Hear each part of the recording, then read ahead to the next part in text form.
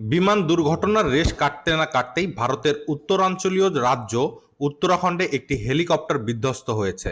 রোববার উত্তরাখণ্ডের কেদারনাথ ধাম থেকে গুপ্তকাশীর উদ্দেশ্যে যাত্রার সময় দুর্ঘটনার শিকার হয় হেলিকপ্টারটি।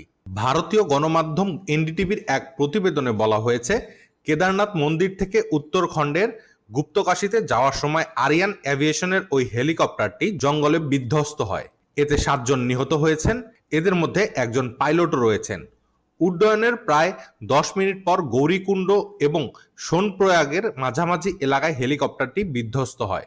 Uttarakhand civil aviation department authority জানিয়েছে, স্থানীয় সময় রোববার ভোর 5টা 20 মিনিটে হেলিকপ্টারটি বিধ্বস্ত হয়েছে।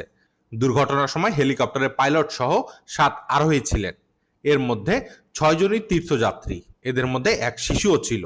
ওই তীর্থযাত্রীরা উত্তরাখণ্ড, উত্তরপ্রদেশ, মহারাষ্ট্র এবং গুজরাটের বাসিন্দা।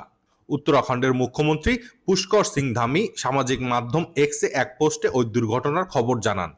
তিনি এই ঘটনায় শোক প্রকাশ করেছেন।